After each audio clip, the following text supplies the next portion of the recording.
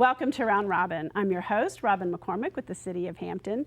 And today we are going to meet and talk with the president of the Virginia Peninsula Chamber of Commerce, Bob McKenna. Welcome. Thanks for having me. And I would welcome you to the Peninsula, but you're not actually new. No, I bought my house in 2003. That's so wonderful. I'm a Navy veteran. I was in the Navy for 27 years, and my 14th move brought me to the Peninsula. I was actually stationed at Cheatham Annex at the time. And then my 16th move brought us back for good. Now, is it a big leap? I don't know exactly what you did in the military, but to move from the military public sector to private sector business, how did that happen? Well, it's a huge leap. So I actually retired in 2011, and I was a defense contractor off and on for the next 6 years. And part of that time, I worked for the Department of Veteran Affairs as a contractor. And I was working as a community liaison trying to create better employment conditions and educational opportunities for transitioning service members. So while I was doing that, I was, part of the time I was working on a local planning group with the Virginia Peninsula Chamber of Commerce and Mike Coons.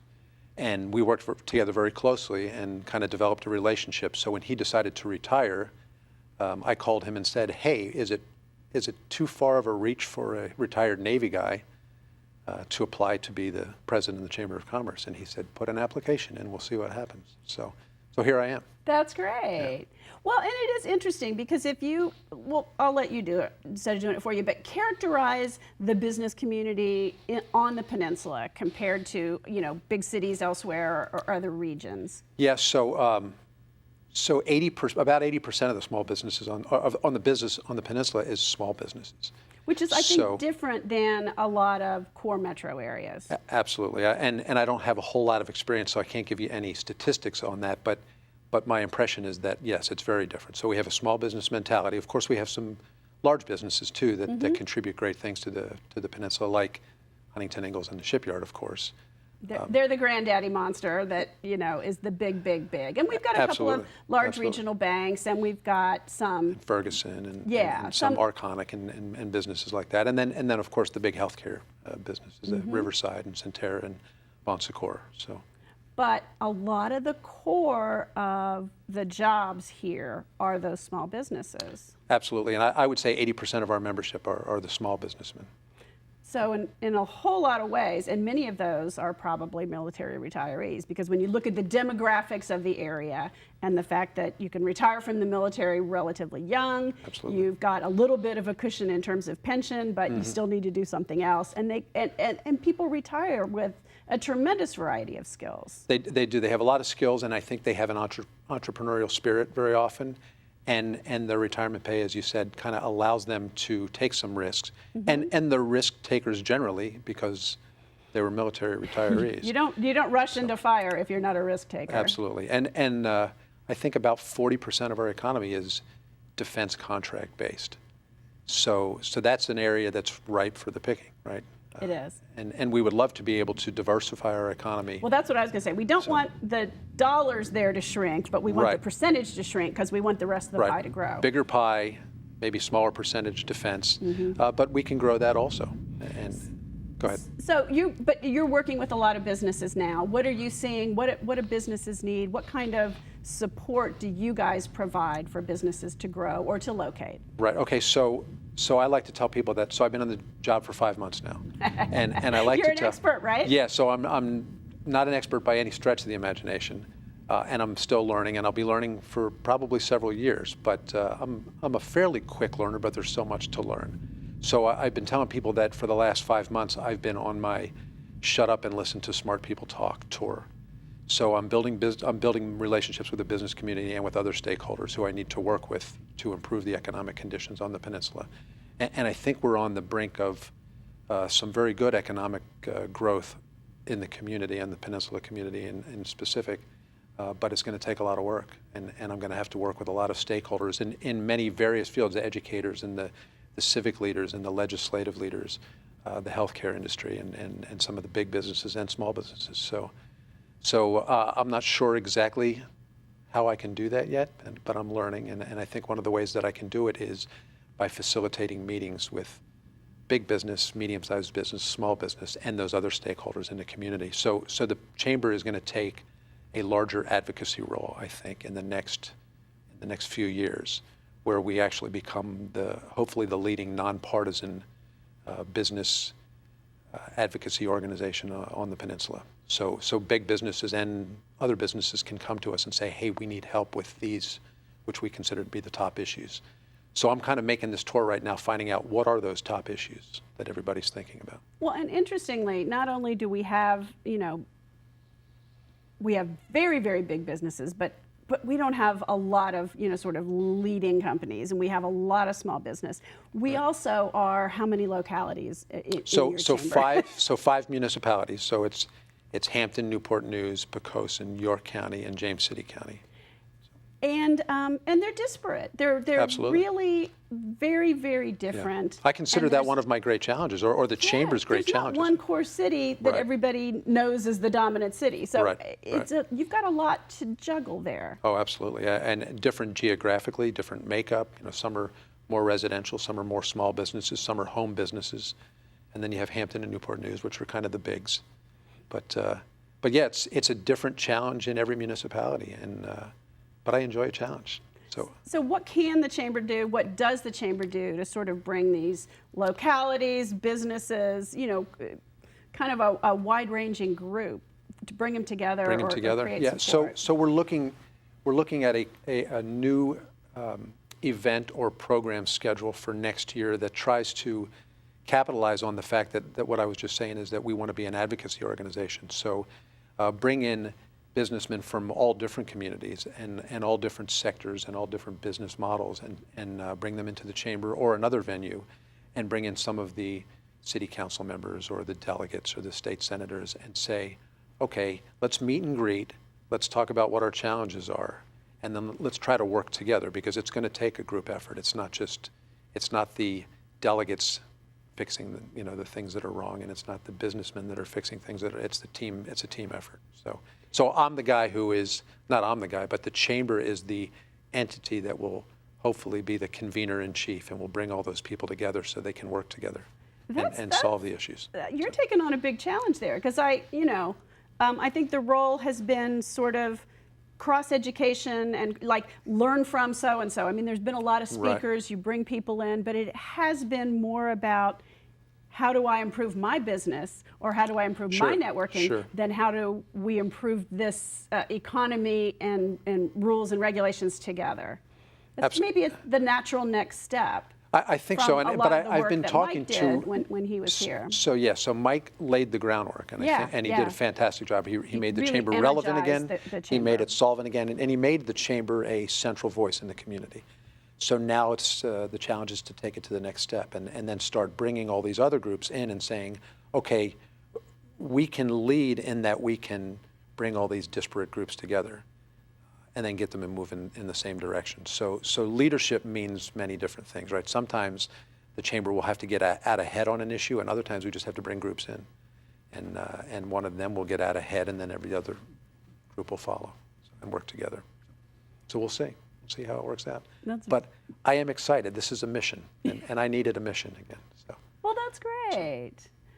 So what are some of the regular things, the regular standing events that you all do? Some of them are fundraisers designed to get you going, and some of them are Sure. educational. Yeah, and we try not to, of course we need revenue to do the things that we want to do. So that's an aspect of just about every event that we do. Another aspect that's common to every one of them is networking. So a small business can come in and meet somebody from a big business and request mentorship or just introductions to somebody else. Mm-hmm. So, and then they can build up their client list, and they can make the contacts that are necessary to increase their client base or whatever. So every event that we do is a networking event, but we try to bring in educational or training aspects to every event, and facilitation. So we get groups working together on the same projects, for instance, like I already mentioned, or advocacy, where we find out what the top issues are, what the concerns are, and then we're able to go meet with people from the regulatory arena or the civic arena or the legislative arena and say we need help with these issues. But so would you like me to talk about some of the events that we do? Yeah, that would be great. So we do obviously a State of the City for Hampton, and we do that this year. We're doing it in November. We'll do a State of the City for Newport News in October, and we're going to try to do something. Really, that was we didn't do that. The South Side Chambers always did that. We Right. didn't do it before Mike. And the South Side does a wonderful job. I was to really- Suffolk recently. It was very good. They've So, really grown, I Right. think, in attendance, in import, Yeah. in terms of really using that as an event to communicate to the business community and to the community at large what we've been doing. absolutely. And Yes. I think those have been. So about 500 people come Yeah. to those events, right? So, I so we know. have to have them at the biggest venues, and they're very successful, and I'm really looking forward to it. It's a lot of hard work. It is. That goes into that. Side too, I got to tell you. But and the staff at the chamber, the full-time staff is 4, and that includes me. And so we're humping to get it done this fall. So we also have the military recognition breakfast. It's typically a military recognition luncheon. We moved it to a breakfast this year, and we're actually going to do it on 9/11, which That's really deep. I like is- that. I think yeah. that's a really nice, So it's a day of meaningful- service. Yeah, it is. And it honors our military heroes and our military community volunteers. Mm-hmm. So that's a big event. And then we have our annual meeting we do in December, and that's kind of chamber focused, but that's a big event also. And every month we do a pink bag lunch. And those are educational events, but they're also networking events. And we have one today, and that's why I wore my pink shirt today. Oh, that's great. So and tell them what pink bag means. So pink bag lunch is, you've heard of brown bag lunches, right? And that's, a brown bag lunch is kind of blue collar workers coming together, sitting down at the table and having a working lunch. So a pink bag lunch is focused on women business leaders, and they're pretty successful. We have probably 40 to 50 people that come to those. And we delve into subjects like recruiting or HR issues or marketing. And today we have a speaker from Goodwill Industries coming to speak. So they're fun events and they're good networking events, but also educational. And that's what I noticed too. At the first State of the City, when I was working to present, our city's side of that, I really thought, we are speaking to large companies, CEOs, and when I looked around the room, there were some of those, but it really was more about the individual business owner and smaller businesses and entrepreneurs and how they work together, how they network with each other. And a lot of times, not that big companies aren't wonderful, but when you have a branch of a big company that's headquartered somewhere else, they're oriented towards somewhere else. And when we have businesses here that grew up here, Right. they're oriented toward here. And They're focused on the they're community. building on the community. Absolutely. So one of the things that I like to tell people is that the Chamber's job is to, we talked about being a business advocacy organization focused on economic growth on the peninsula, but we're also focused on community wellness, and those things obviously go together. So those big businesses like the Fergusons in the shipyard and other big businesses, that's why they like to be involved in the Chamber, because they're focused on making our community greater, which will draw more people here, which will draw more business to them, and it's just a big circle, and it benefits everybody. Yeah, and you can look at them and go, oh, all they want is more business. And then you think, but that also improves jobs, that improves the tax base. Right. There's a lot of reasons Everything, why. infrastructure, right? Effective civil services or city services, and the schools get better, And that's just an important everything gets issue, better. and certainly one that we're working with very, very closely in Hampton is schools, higher education, STEM education, but also workforce Right. and skills and trades and a variety of different skills. Because if you're bringing in new business or you're growing the business you've got, Yeah. you've got to have the workers. Oh, absolutely. So the school, the education aspect to me is multifaceted, of course, and as you were saying, workforce development is probably the number one issue that I talk to every business about, from the smallest businesses up to the shipyard. Obviously, they're all focused on workforce development. I'm very impressed with the academies of Hampton. I think they're doing great work in that aspect of education. But the other aspect that I like to focus on is we have to have good schools in our community, because the employees of those big businesses want good schools for their kids. Sure. And if the schools aren't good, then they're going to go elsewhere to seek their fortune. And our schools, obviously Newport News just hired a new superintendent. The academies of Hampton, Dr. Smith is doing a wonderful job in Hampton, and Poquoson and York County and James City County schools are good schools and getting better also. So things are looking good, I think, but there's still a lot of hard work ahead. All right, so project out. What do we look like in 5 years, in 10 years?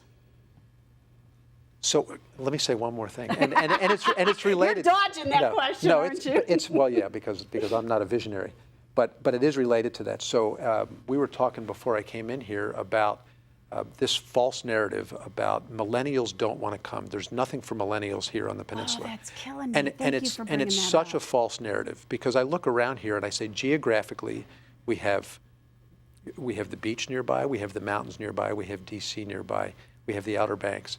We're surrounded by water, so we have recreational opportunities, entertainment opportunities. We have great culture and history, obviously.